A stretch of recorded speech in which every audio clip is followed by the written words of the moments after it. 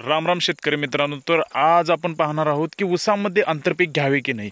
ऊसामध्ये आंतरपीक घ्यायलाच पाहिजे का तर ऊसाची 3 महिन्यापर्यंत जास्त काय वाढ होत नसते, रान मोकळा असते. त्यामुळे तुम्ही 2.5 ते 3 महिन्याचं आंतरपीक आरामात घेऊ शकता. हा पाहू शकता आपला हरभरा, हा बोदावर हरभरा पेरला आहे. आपण सिंगल तास पेरला आहे आंतरपीक म्हणून. आज ह्याला जवळपास 1.5 महिना झाला आहे हरभऱ्याला. आणि आता बोंड लागायला चालू झालेले आहेत, फूल लागायला चालू झालेले आहे.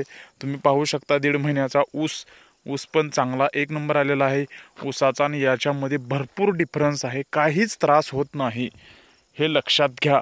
पिकावर काहीच परिणाम होत नाही. उलट आपला हा हरभरा नत्र स्थिरीकरणाचं काम करतो. आणि त्यामध्ये हरभऱ्यामध्ये काही सूर्यफुलाचे खडे होते, सूर्यफुलाचे बी होते, ते सूर्यफुल आधीमध्ये वापरलेलं आहे. ठीक आहे, त्याचाही काही त्रास नाही. आपण पाहू शकता ऊस एकदम व्यवस्थितपणे वापरलेला आहे. थोडं तण झालेलं आहे, तणाचं नियंत्रण करणं थोडं मुश्किल आहे, पण काहीही प्रॉब्लेम होत नाही. आणखी 1.5 महिना मी यामध्ये काहीच करणार नाही. 1.5 महिन्यानं जेव्हा हरभरा निघेल तेव्हा फटमन ह्यामध्ये आपण रोटावेटरनं रोटर फिरवायचा, तणाचा नायनाट करायचा. खुरपणी नाही, खुरपणीसाठी पैसा खूप जातो, त्यामुळे खुरपणी करायची नाही. तुम्ही पाहू शकता हा आपला हरभरा एकदम मस्त प्रकारे जमला आहे, आणखी व्यवस्थित जमेल. आपण याला एक छोटंसं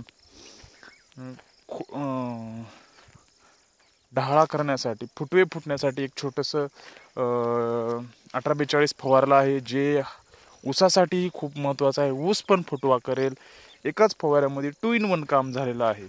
तर ठीक आहे, तुम्ही ऊसामध्ये हरभरा असे द्विदली छोटी पिकं घेऊ शकता, जे ऊसासाठी सहाय्यक असतील, तुमचा आर्थिक बांधिलकी करतील, तुमचे ऊस येण्याच्या आधीच तुम्हाला काहीतरी देऊन जातील, तुमचं लागवड तरी कमसे कम निघेल. तर तुम्ही हे लक्षात ठेवायला पाहिजे की ऊसामध्ये सुरुवातीचे 4-5 महिन्यासाठी आंतरपीक घेऊ शकता.